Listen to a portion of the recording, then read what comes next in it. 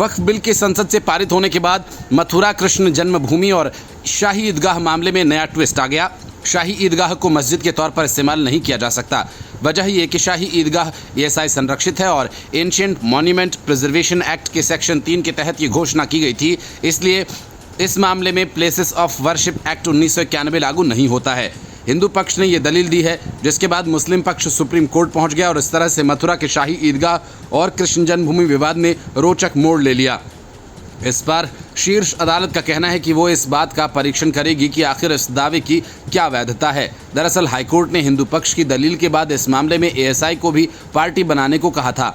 मुस्लिम पक्ष की याचिका सुनते हुए चीफ जस्टिस संजीव खन्ना और जस्टिस पीवी संजय कुमार की बेंच ने हिंदू पक्ष को नोटिस जारी किया। बार एंड बेंच की रिपोर्ट के मुस्लिम पक्ष ने इलाहाबाद हाईकोर्ट के फैसले को चुनौती दी, जिसमें हिंदू पक्ष को उनके मुकदमे में संशोधन करने और एएसआई को भी पार्टी बनाने की अनुमति दी गई है। कोर्ट में हिंदू पक्ष की ओर से एडवोकेट विष्णु जैन ने कहा कि ये एएसआई संरक्षित स्मारक है, इसलिए यहाँ वर्शिप एक्ट लागू नहीं होता है। इस पर सीजीआई संजीव खन्ना ने टोकते हुए कहा, नो, ये मुद्दा हमारे पास लंबित है। बेंच ने कहा, जहां तक ये सवाल है कि विवादित स्थान एएसआई संरक्षित है और मस्जिद के तौर पर उसका उपयोग नहीं किया जा सकता, तो ये मामला हमारे पास लंबित है। हमने कहा था कि कोई अंतरिम आदेश पारित न किया जाए और फिर भी आपने हाईकोर्ट को ये बात नहीं बताई। हालांकि कोर्ट ने यह भी कहा कि हाईकोर्ट की ओर से हिंदू पक्ष को मुकदमे में संशोधन की अनुमति देना प्रथम दृष्टया सही प्रतीत होता है। इलाहाबाद हाईकोर्ट के समक्ष इस आवेदन पर दावे पर आधारित था कि एएसआई संरक्षित स्मारक का उपयोग मस्जिद के तौर पर नमाज के लिए नहीं किया जा सकता है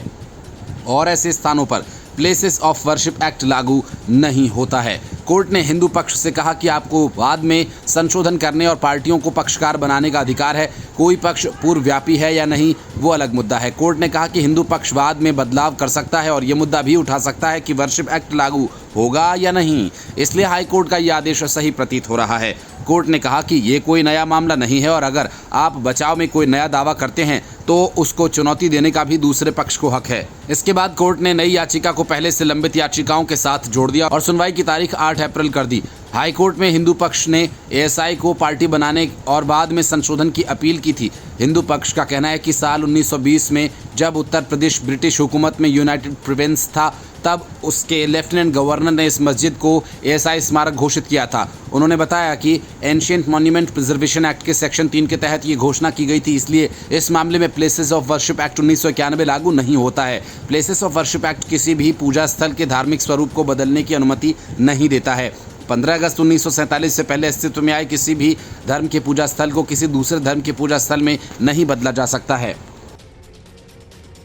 bureau report, news of India.